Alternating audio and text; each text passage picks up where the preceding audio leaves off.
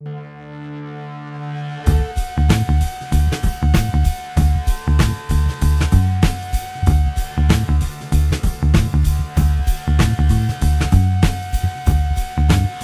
everybody, to the Nightly News Podcast. This is Professor Paul Miller, and I'm sitting in today with my favorite visitor down here to the podcast, Director of Student Engagement, Adrienne Thoman. I got to remember that new title, Adrienne, because I was so close to saying your old title, and we don't want to put you with your old title. We need to make sure your new titles. I'm still working on it, too, so you're fine. You're fine. So the Director of Student Engagement, Adrienne Thoman, thank you very much. We're going to be talking today about March events, and while we only have 3 weeks in March, as always, jam-packed calendar. We're also being joined today by Nightly News reporter Parker Rose. Parker, it's such a pleasure to have you back on the show. Thank you for having me, Professor Miller. It's always a pleasure, and I'm very glad that you've stepped up and taken a bigger role in the club. So you're doing a wonderful job thus far. Glad to have you here. I'm glad to be here. Okay, well, as always, we have coming up everyone's favorite segment, Adrienne's Featured 3. So we have 3 huge events that we'll be talking about before the end of the show. But Adrienne, we have a lot of things that kind of fell outside that Featured 3 that we want to talk about. The first thing I want to talk about with you here is the Word Wednesdays that have been going on. So in March, there are 2 Word Wednesdays scheduled on Wednesday, March 6th and Wednesday, March 13th. They take place from 12:30 to 1 o'clock, and they're in the Cultural Diversity Center in Bollinger Hall. But I want to talk with you about how it's been going so far, because this is kind of your new common hour, if you will. Yes. And so talk to us a little bit about how that's been going so far. So with anything new, there are definitely glows and grows. So I have found that the conversations that we've had have been really, really good. You know, we randomly kind of pick words and we get ideas for new words from the students that are in attendance. The conversations have been wonderful and exactly what we intend them to be. The problem is we haven't had really a consistent attendance yet. Now, granted, it's new, so I don't think that, we're at the point of, oh, it's a failure or anything like that. It's brand new and we're still getting used to it, and students are still getting used to that schedule. So we either have a whole room full of students or we don't have any. So we're kind of trying to get that balance and trying to get a more even keel attendance from week to week. So I know that we are trying to avoid, necessarily some of the nomenclature on the podcast that you use, but what were some of the topics that you've discussed thus far, especially maybe with some of your bigger crowds? So far, 2 of the most powerful words that we've had conversations about were the term ghetto, which I think we've all heard before, but sometimes carry a lot of weight with it. So we had a really powerful discussion about that. And I know this word is, I don't know if I should say it or not, because it's offensive to some, but also very much not offensive to others. Some identify as queer. We had a wonderful conversation about that as well.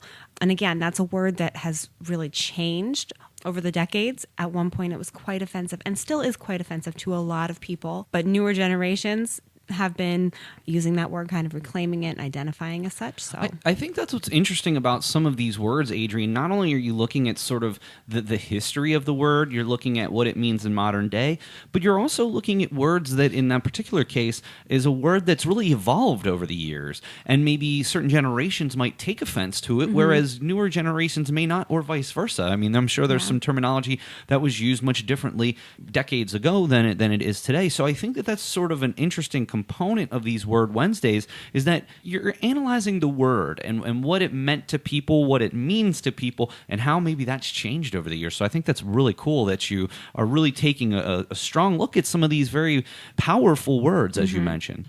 So we definitely want to make sure that we are joining the Word Wednesday that, again, will be March 6th, Wednesday, and then Wednesday, March 13th, 12:30 to 1 in the Cultural Diversity Center. And often you have some snacks and things of that nature as well. Often, as in every time.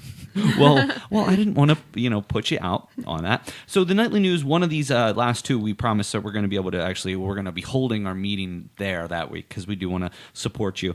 Just something else that, as I mentioned to you kind of off air, I think there's a lot of things that you could do here. Taking a look at maybe some of the on-ground classes that are running during that time, maybe reaching out to the faculty and seeing if we can just get this as part of a class period.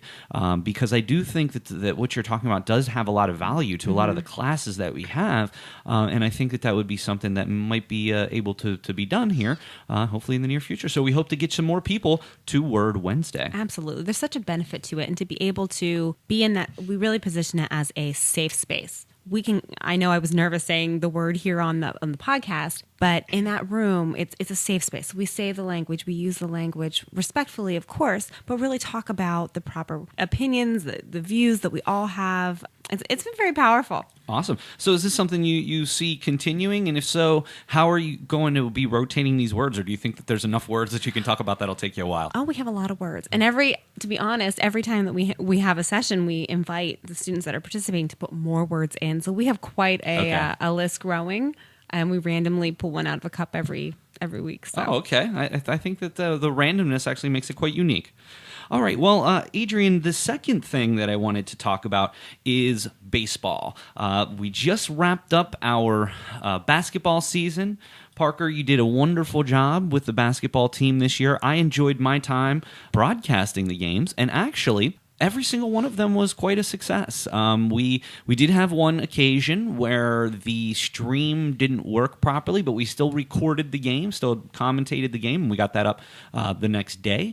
But other than that, everything went really well. And I'll tell you what, you did a fantastic job. You did PA, and were you doing the book as well, the scorebook? Yep, I was doing book, PA, and then finished the season off with learning how to do the scoreboard and shot clock. Yeah, and that's tricky, I'll tell you, because and I even noticed a couple of occasions where I'm not even sure that the refs were ready for the clock to get started on an occasion. So that's got to be a pretty tricky job. It definitely is, but kudos to you too, with you and Christian Fulp and Dylan with the camera and the commentating, because especially the boys game, them quickly going up and down the court, you're about to get one of your sentences off from the last play, and they're already going down draining for a bucket. I got to tell you, the basketball games really challenged me a lot, and I actually tried to do as much research as I could by watching some of the greats, trying to determine what... In baseball, it's easier because I don't want to say it's a slower game. I mean, it's a different game, and there is a lot of time to fill, whereas in basketball, there's constantly something going on. Passes, defensive plays, and it's really tough to realize what you should call and what you shouldn't call, so that was tricky. But overall, Parker, I think our first season here with the Nightly News and what we contributed, I think it's amazing. And again, our plan for basketball is just like our plan for baseball, where we started off with a couple just to see where the logistics were. And then, next year we hope to expand our schedule that we're going to be live streaming the game. So I definitely agree. And like you said, it makes it easier for like our parents, if they want to watch the game and they can't make it down, they can watch it on Facebook of the highlights, or students that can't make it to the game can watch it, and it'd be a lot easier. The first game that we did, now subsequent games are very high numbers too, but the first basketball game we did, we have over 350 views. See, that's awesome. It is, and I was very, very pleased that was the case. And, some of our older baseball videos have over 500 views. So, we're looking to keep going, and we're looking to keep this momentum going. So, Parker, we look forward to working with you with the baseball. Maybe we'll get you on the air for a few innings here, because we're going to have a lot of time to fill. Those doubleheaders can get, even with the 7-inning games, that they can get a little lengthy. I'm definitely looking forward to it. We could be the next ESPN. Well, there we go. I love it. I love the enthusiasm. So 3 games on the schedule. Now, all these games are doubleheaders. So they do start at different times, and then the second game will start at a different time as well, and there's only about a 15-minute break in between each. The first one, opening day for the Central Penn Knights home, is March 10th.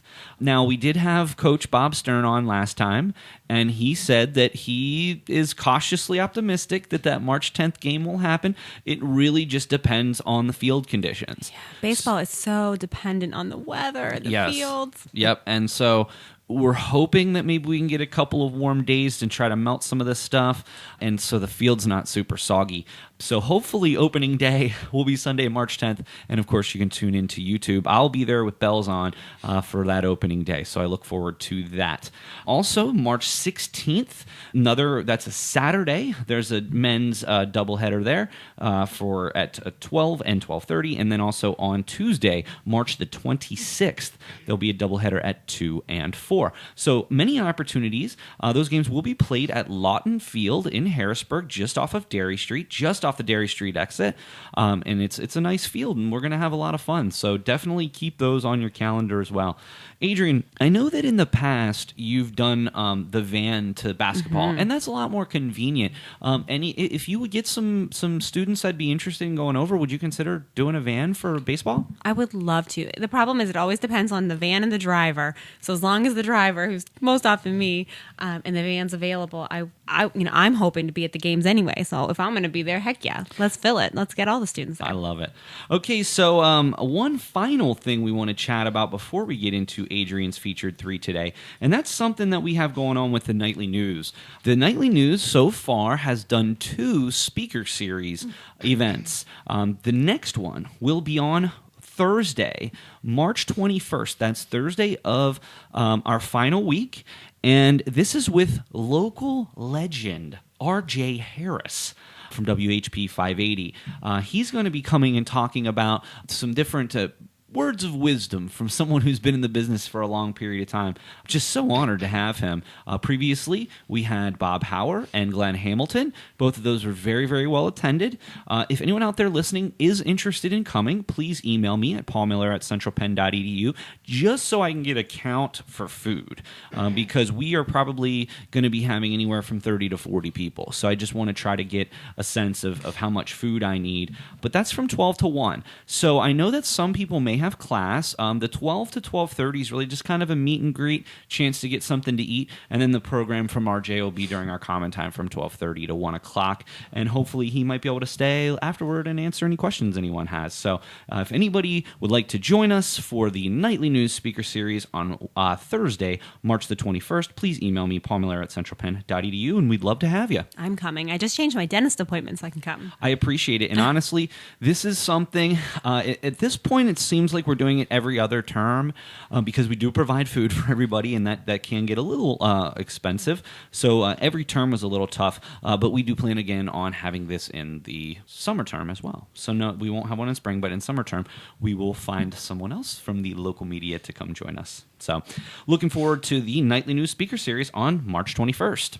All right, it is now time for everyone's favorite segment, Adrienne's featured 3 events I love it. for the month of March. So Adrienne, what is the first event on Adrienne's featured 3? So can we talk a little bit about Captain Marvel? I'm so excited for this movie to come out. You know what? I'm not a big superhero person. Honestly, I've tried. I mean, I love Batman. Not the new ones. The Christopher Nolan Batman's my favorite. But a lot of these Marvel movies, I don't know. I just can't get into them. I was not into them, but then every time one would come out, like I always say, we have a pretty open door policy. If the students want to do something, they know, come into my office and say, hey, let's do this. And a lot of times we do. So thus began this whole trend of seeing these movies. I was never into them before. And now I think I'm just as excited as they are. So Parker, what's your opinion on the superhero flicks? I honestly, when I was younger, I wasn't a huge superhero fan, but as I got older, I love superheroes. Hands down, Deadpool is my favorite Marvel movie. Oh, I love And Deadpool. I enjoyed Deadpool, but again, like everyone was flipping over it, and it was just like, okay, that's fine. I don't know. I'm sort of weird anymore in my old age with films and the types of films that I watch. This one, though, I would actually watch this one. The trailer for this looks amazing, very, very intriguing. So I'm interested. My interest is piqued, to say the least, on this film. But you'll have to give me a review, and if it's worth going to see, I'll see it based on your review, Adrienne. So we have the date held. We are going to go. It's actually the Monday after opening weekend, which will be March the 11th. We don't have a time on there because I am anxiously waiting for Fandango to post the times for that week. Movie times, they usually do it a week prior. So I don't have a specific time, but it'll probably be sometime late afternoon. Perfect. So that is Monday, March the 11th. The AAB will present the Monday movie matinee with Captain Marvel. And Adrienne will get you updated on the time. Okay, Adrienne, what is event number 2 on Adrienne's Featured 3 for March? This is a Central Penn first, and I'm so excited about it and so proud of the students that are taking the lead to plan it. So we have an Equal Nights Club on campus, which is basically our Gay Straight Alliance. And those students are actually planning our first ever drag show in the Capitol Blue Cross Theater. Now, I believe they're bringing in some actual performers that are trained performers that are going to be coming into the theater theater, but there's also going to be elements of opportunity for our own students to participate. It's going to be super cool. I can't wait to see it. I'm so glad Catherine Richards is the advisor of the club, and I'm so excited to see all that they come up with. I definitely will be there, but it's March 16th at 7. Awesome. And it sounds like I always love to hear the firsts. That's Yeah. what I love to hear when you come down and you're saying, this is a Central Penn first. I think this is something that the students are really going to enjoy. All right, Adrienne, we have one final event left. What is the third event on Adrienne's Feature 3 for March? Parker and I were just talking about this before we started recording here about our challenge to see how late we can stay up during the Cram Jam. And as always, we will be working on doing that again on March the 17th. It is our winter Cram Jam. It's the Sunday before finals. Starts at 7 p.m. in the Underground Lounge, and we basically stay up as late as we can, right? Yeah, I was up. We were out the door at 5, but I didn't go to bed till 6 o'clock in the morning after that was the summer Cram Jam. So you made it all night, Parker. Yes, I did. Now, what were some of the things that you did? There was many planned events. The drama club, we always get involved with it. We do a workshop session with improv. The students seem to really enjoy that. That's always fun. We do various tournaments of games for gift cards. Bingo's always. I already got a request to do bingo this time around. I think Uno's going to fit in there too. We know Uno. Uno's like a big competitive game here at Central Penn. We also made those cereal bars. We had that recipe for cereal bars, which are really good. Then we ended the night by making eggs and breakfast for everyone. Nice. Pancakes, eggs, sausage, bacon. Who took the lead on the cooking for that? Amanda and Adrienne. No, Amanda supervises. She usually yells at me I because was I am assisting. not the best cook. I find that hard to believe. I'm a terrible Everything cook. else you do great. How could you not be a Oh, good cook? you talk to the students. We They burned will the know. spatula on the griddle. Apparently, that's a thing that could happen. Yep. If they're plastic, yeah. Yeah. I mean, metal ones probably wouldn't, but plastic ones, yes. We know that now. So anything big planned for this Cram Jam, Adrienne? We're still working with the Activities Advisory Board to get the schedule finalized. But And in- definitely bingo, definitely some of the old favorites. And we always try to throw some new stuff in the mix, too. In fairness, we're talking about something that's nearly a month away, so I'm not going Too soon. I'm not going to give you a hard time if you don't know every single thing that's going on. So let me just recap some of the events, and then Adrienne, there was one more thing that we wanted to chat about. Don't forget Word Wednesday afternoons, 12:30 to 1 o'clock in the Cultural Diversity Center. There's 2 more scheduled, March 6th and March 13th. Baseball season starts soon for the Central Penn Knights men's team.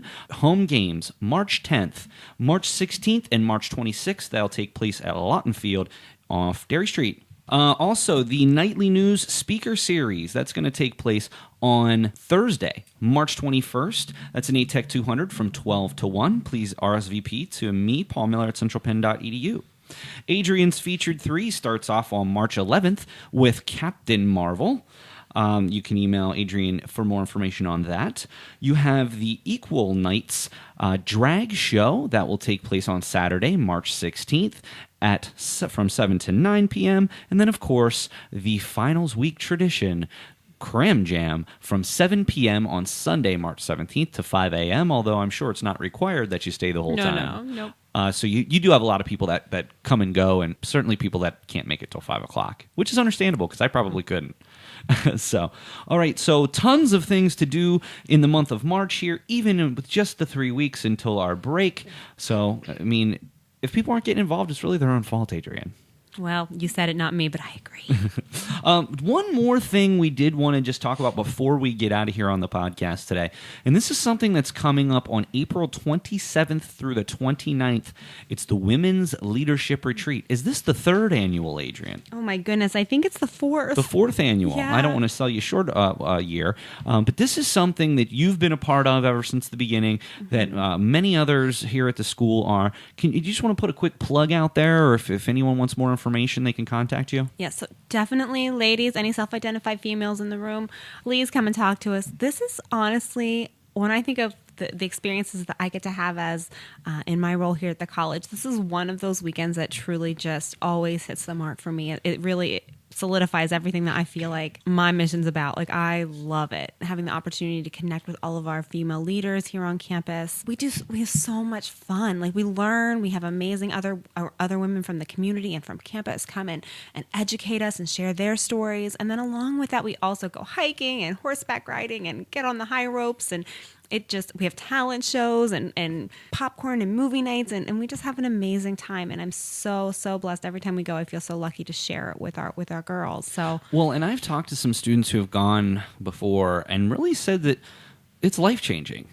Just to have that bond that they'll always have with the people that join them and with the faculty and staff that also join the Women's Leadership Retreat.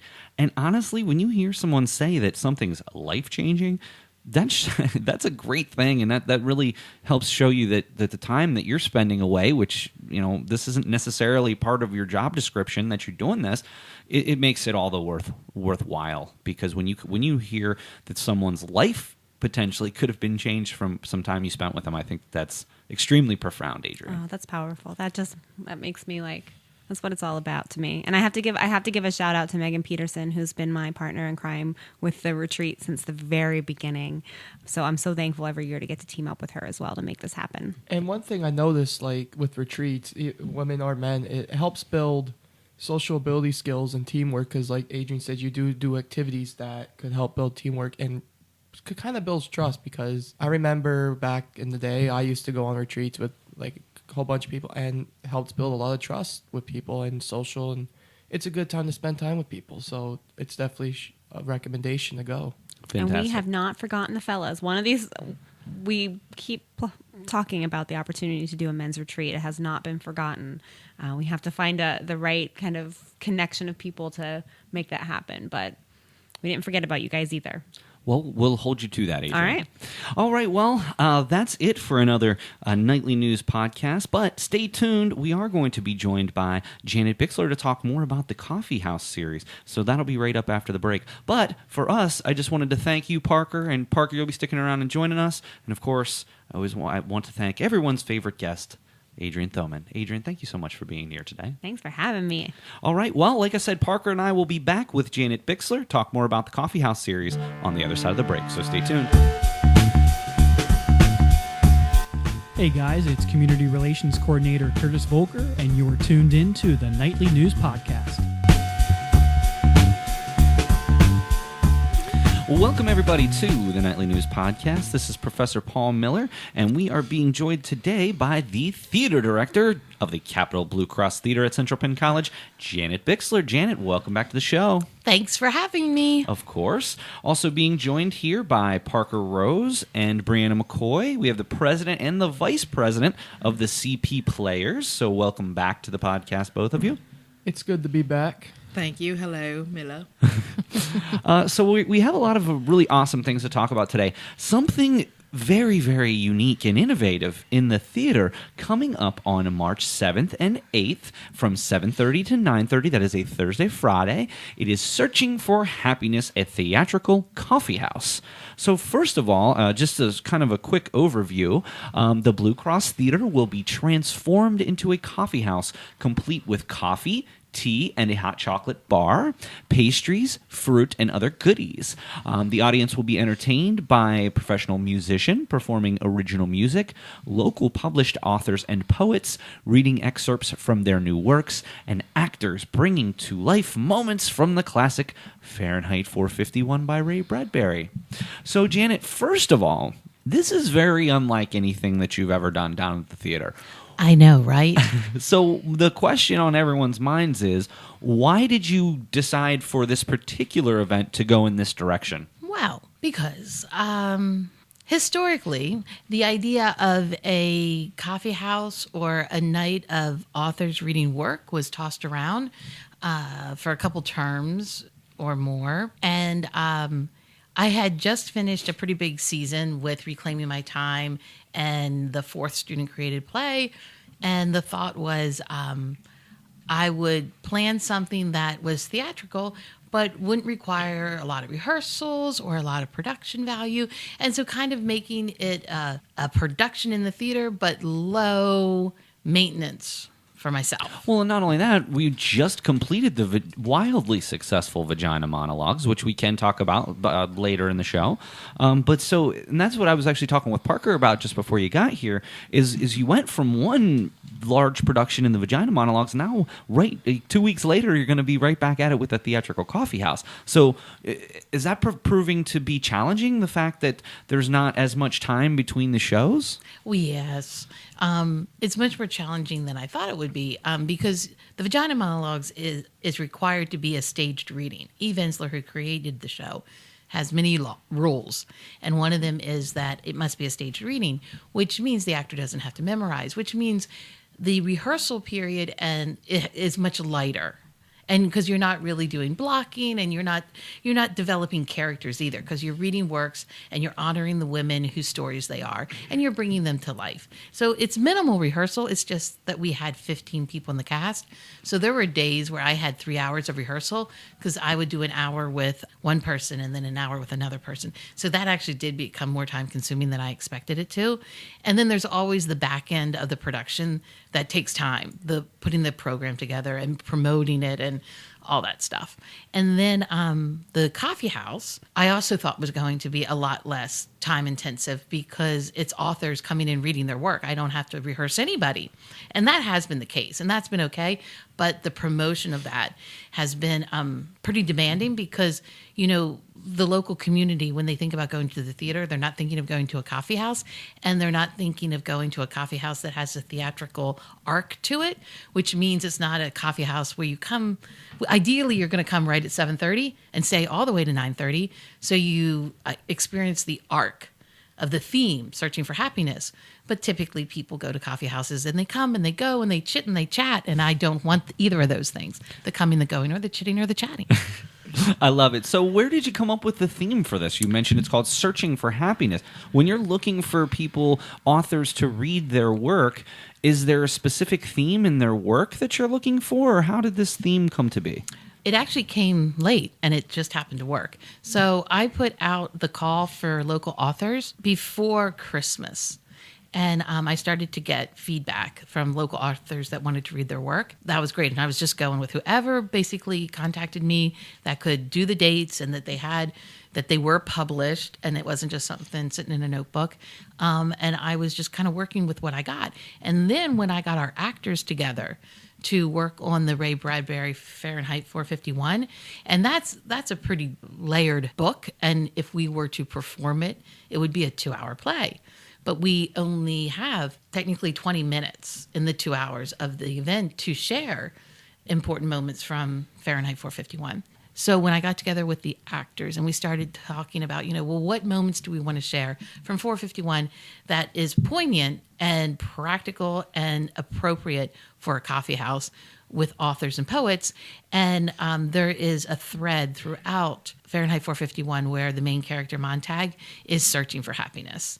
And so when we started discussing that became the theme for the coffee house. And when I go back and I look at all of what the authors are sharing, they all have elements, either where their fictional characters are searching for happiness, safety, and survival, or like we have 2 poets, and we have someone who wrote an inspirational self-help book.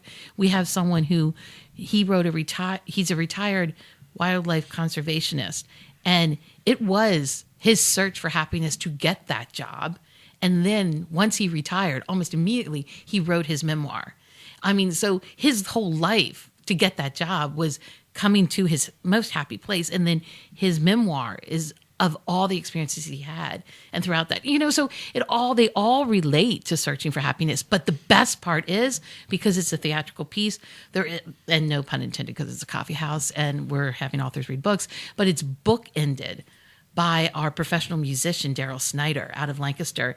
And he is going to open the event or the show with an original song that definitely, because we chose the songs last night, that definitely speak to searching for something, searching essentially for happiness. And then he will be ending with an original song that, fun fact, is both in English and Creole, because it is written by a man from Haiti and he's singing it. That song comes from a place of resilience that we will continue our search. Because, Montag at the end of Fahrenheit 451, he hasn't found his happiness yet because there has been war and his wife is dead and everyone is in great distress, but he has found the book people, and I'll just leave it at that. The podcast fans will definitely know several of the people who are going to be there. Of course, Trish Robinson, one of the people we had on our podcast this term, she was talking about her book, Pyramid to Your Potential. Of course, Professor Maria Chow will also be part of this. And even Dustin Nispel, anybody who's come over for Fall Harvest, probably knows Dustin. He's done the tarot card readings. So those are three. I certainly don't want to leave anyone out, but I will include the flyer so you can get more information about all of the people that are a part of this wonderful presentation. Now, Parker and Bree, I want to come to you. Now I understand that the CP players and some of the things that go on in the theater, that's part of what you guys do. So how are you guys going to be involved in this particular event? Actually, we are going to be emceeing that night, so it's going to be amazing. And is this something, as far as emceeing, is this something that you feel you're comfortable with? I mean, you're in front of people all the time. You just did the MC for the Black History Month luncheon, in which you did a very nice job. Oh, thank you. You're welcome. But is this something that you feel comfortable with at this point? Yes, Miller. I love talking in front of people. I love attention. The spotlight, that's mine. I'm glad to hear that.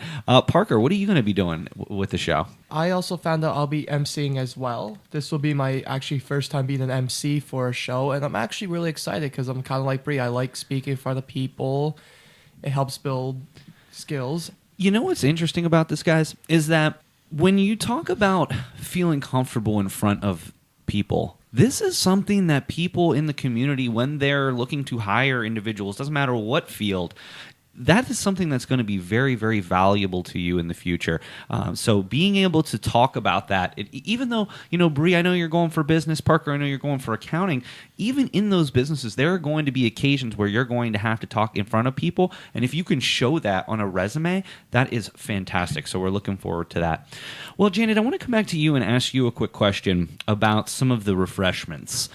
You say it's a coffee house. It's called a Theatrical Coffeehouse. So give me an idea of what your plan of how the theater is going to be set up that night might be. Oh, I'm so excited. All the seats are going to be rearranged into groups of 2s and 3s and 4s, and there will be tables in front of them or beside them. There will be a coffee bar set up near the back of the theater with Culinart, the caterer here on campus. And people will be able to come and go from their seats during the readings, during the music, to get more coffee or hot chocolate, to get treats, and then go back to their seats. But we're going to hang up special lights that you might have, like fairy lights or cafe lights all throughout the theater. We will have, I just purchased art panels. So like in a coffee house, we're going to have art from some of these authors and poets who also do visual art, and some of our staff member here and some of our students. We're going to have art. So when the people walk into the theater, they're going to come to the coffee bar first, and they're going to see the art panels with all the art, and that's going to be specially lit. And then they're going to come through into all the seating that has been rearranged using our theater chairs and tables where they can get comfortable. And our theater chairs are really comfortable. Everybody, we are here with Janet Bixler, Theater Director of the Capital Blue Cross Theater, and we're talking about Searching for Happiness, a theatrical coffee house. That's going to take place on March 7th and 8th from 7:30 to 9:30. Maybe we can talk a little bit more about that here in just a few more minutes, but I did want to talk about some very important things that were coming out of the theater. So we did mention a little earlier in the podcast about the vagina monologues. Can you tell us a little bit more about your experience this time around with the vagina monologues? Maybe how many people were at the show? Were you pleased in general with how things went? Well, we had almost a balance of cast members between community and students. So we had 15 cast members. And I think we actually had a little more students than we did community, which is fabulous. We had cast members that had no experience being on stage, and then all the way to a Broadway veteran who has relocated back here. This is her hometown. So we had a whole lot of talent, both new and very experienced. And one thing I'm going to ask Bree to speak to, because Bree, you had said after we only had one rehearsal as an entire group because it's a staged reading. But I did put in some blocking and movement, and I did some partner pieces as opposed to just one woman doing each piece alone at a microphone and a podium to create more of a dynamic theatrical feel to it. But Bree, what did you say after we did our Tuesday rehearsal where the whole group was there, how it felt to perform it just with the women there? Oh, it felt so much better. Like, it was a different vibe to it because it felt like, you know how we ad-libbed, like, little, yeah, like, I agree, that's awesome, that's, you go, girl, like, stuff like that, right? It felt like, you know what, this is my story, I'm telling it, and I'm getting feedback from my peers, like, other women, like, so it felt like we were all one. It felt amazing. Like, Yes. Oh, my God. I can't even talk about it. I'm so happy. And now, fortunately, the weather didn't mess with you too much. You did have to move the preview from when it was supposed to scheduled Wednesday to Friday, but fortunately, the weather held out for your Thursday night show. Were you pleased with the number of people that showed up? Yeah, we were really excited. We had over 90 people at the Wow, show. that's Yeah. that's impressive, especially for a Thursday evening show. It wasn't even like that was a Friday or Saturday. 90 people. Yes. That's remarkable. I'm Yes. hoping that you were pleased with that. Oh, we were very pleased. I think, well, we had a great representation from students. Casey Hicks, the coach of the Lady Knights basketball team, she and the players attended to support not only all the women in the cast, but Kendra, who is one of their teammates. We also had a good representation of the baseball team. We had a variety of students that were part of the drama club, that are part of the drama club. They worked it as well as attended it. We had a good selection of staff there and some faculty, and then a whole lot of community. And the great thing is, I didn't even get to say to the actors, so Brie doesn't know this, but there was a lot of community there not related to any of the actors. And that's always our goal, to get strangers in the audience. But they're really not strangers. Because our theater, opened in 2014, and we're slowly getting to be known in the community. Well, especially with things like the Central Penn College Film Series, it's getting more people into there. A lot of the things that you're doing, obviously you're doing your own shows consistently, but now it's people in this area now know that, hey, maybe we should keep an eye on what's going on at the theater at Central Penn because they've always got unique stuff going on, especially something like this that I think was so important to so many people and still is so important to so many people. Just in learning more about the show, this has been something that's been going on for decades now, and the fact that it's still not only relevant, but that people from new generations are now gravitating to it. What impact did that have? The fact that you were able to share this with many of our students that maybe had never had no familiarity with the show. Well, Bree, what do you think as, because you were never in the Vagina Monologues before. Did you know of it before? Because you are only 20, correct? Yes. Yes. Did you know of the Vagina Monologues before we started talking about it? No, I did not. What did it mean for you as a young woman to be involved with it, especially knowing that Eve Ensler started it in 1992? When were you born? 1998. I mean, you were not born. She was negative. Yeah, I was like, wait, I'm doing the math. I'm like, how were you? What age were you then? Okay, yeah. Okay, so Bree, dear, so what do you think as a young woman coming to it? What did I think about the Vagina Monologues? Well, one, you know me, Janice, I'm very uncomfortable talking about things like that. So, one... You mean the vagina. Oh, thanks. Yes. So, one, I was uncomfortable, but after I read a couple of the stories, I was like, you know what? One, I could connect being a woman, and I was so happy to share these women's stories and like to read it. And one, I made it my own just a little bit because we all kind of experienced the same thing here and there. So it felt like I was connecting to every single woman out there. Like, it was just amazing. Like, I felt this weird connection. And so I will do it again if I have to. Well, that's lovely because that, speaking to your question, Paul, about how does it have meaning and relevance for the young women of today when it was written in it started in 92, going on, right? And Bree says, I felt like I was one of the women. And it's the idea of, by doing it, building the community of women constantly, because it's still in 2019, women have to fight for so much, and to know that they have other women behind them at their back, that's one reason that's really important. But also, it was fascinating. Like, we had a student, Nadira, in the show who took my class in the summer when I did the actual theater class. And she'll tell you she was quite scared. And it was just a small acting project. And she was quite scared to do it. I was very surprised when she said she wanted to do the vagina monologues. And then when she did it, she completely owned it. She like really lived it and she enjoyed it because she did have a somewhat comedic piece, although it became very, very sad and tormented. But she really owned it. And I think she was very proud of herself. We were just speaking of another young actor who it was her first time on stage.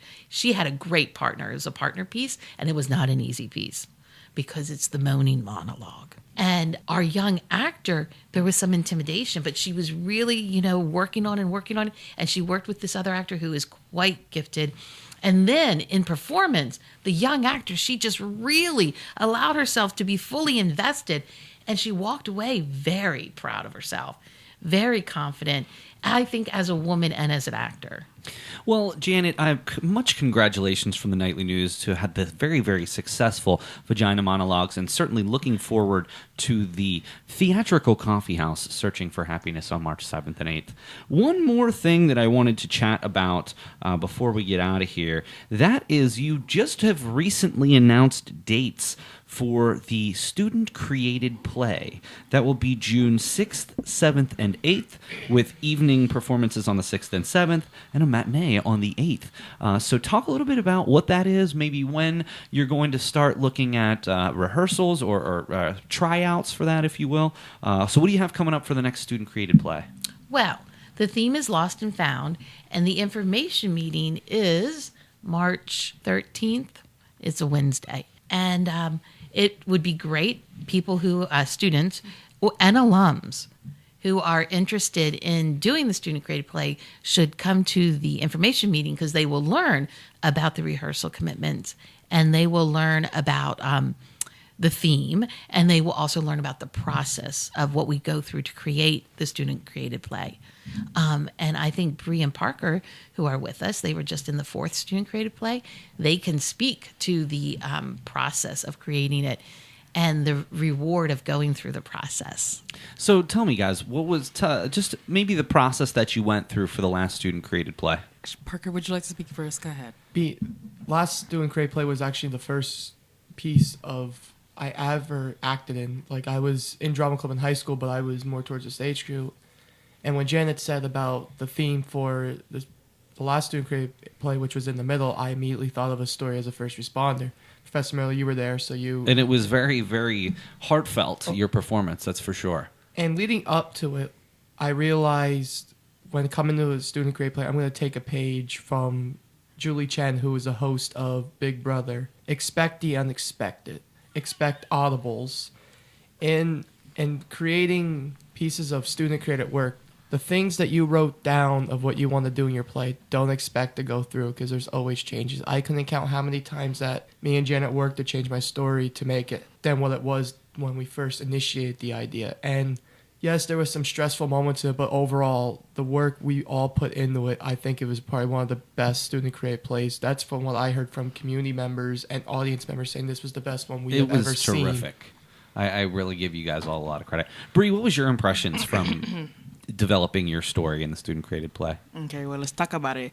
So the process, well, we had less weeks than any other student-created play, so that's one. So it was difficult from there having to shove all this creativeness into a couple of weeks. So it was kind of stressful from there, but going through the whole process, I want to say the process changes you as a person. So after when you finish, you notice that you either mature, you grow up just a little bit, and you notice things about yourself. So I love these student created plays because Janet always finds a topic where you have to dig deeper into yourself to understand yourself and others, which is amazing. Even though, at first you be kind of standoffish, I don't really want to go that deep because that's me. But it helps you develop better character for yourself. Awesome. And Janet, just one final comment from you. What is it like trying to teach students who may have never done something like this before, sharing maybe their first experience with the theater in terms of creating their own play? Well, it's really rewarding when people when the students are so willing to be vulnerable. And I always tell them, and this is the truth, that a lot of experienced actors won't work in devised theater, because that's the type of theater it is, called devised theater. A lot of experienced actors won't do that because you lose all the control you have as an actor. You have no script. So you have no point A and you don't have a point Z. So you don't know where it's beginning or ending. And you know if it's going to touch the audience, it has to come from you. And like Bree said, you have to go deep. And so when the actor, the young actor, is willing to open themselves up and share that personal story at its deepest level, it is always rewarding because they have the strength now to be vulnerable, because it is in that vulnerability that they are their strongest. And so it's very rewarding. But just like our actors feel the stress of the process, I feel the stress of the process. Of course. Because our students leave me so quickly, because of our accelerated schedule, those actors who are experienced in the process and understand it can be comfortable going in. But often I have many students that don't know the process at all. And they're okay about it because they know me. But then when we get into it, they kind of freak out a little bit. It's like, but I thought we already made a decision. Why are we changing it again? And I have to reassure them that we have to keep evolving it because it's not at the right place yet. It's not the strongest it can be. And also, we're not getting exactly where we need to be yet. So I have to keep reminding them to trust the process. And I have to keep reminding myself to relax and let them come to it. But then I also have to cheerlead them into it, because sometimes they want to walk away. And that happens every time. Like, people want to walk away in the middle of it. And so do I. And I've done it a long time. And I just walk away now. But you know what, Bree, you mentioned about our short rehearsal period, creation rehearsal for in the middle. It'll be somewhat similar for Lost and Found. We will have the information meeting on March 13th. Then the next week is the last week of school for winter term, 2 weeks off. Then when we come back, we go right into creation and rehearsal, and we perform it week 9, I want to say. So we really only have 8 weeks. Well, I just wanted to thank you very much for coming down here today. We will have you back before this play to promote it a lot more. We'll know a lot more about it then when we have you back next term. But number one, I want to congratulate you on the Vagina Monologues. 90 people, that's really quite incredible and remarkable. So congratulations there. Of course, we wish you the absolute best for the Searching for Happiness at Theatrical Coffeehouse. That'll take place March 7th and 8th from 7:30 to 9:30. $3 for students and $10 for general admission. So we wish you the best there. And if anyone would be interested in the informational meeting, that meeting occurs on March the 13th. So they can 4:30 to 5:30 in the theater. From 4:30 to 5:30 in the theater. So you can always, anything we talked about today, you can email Janet Bixler at centralpenn.edu for more information.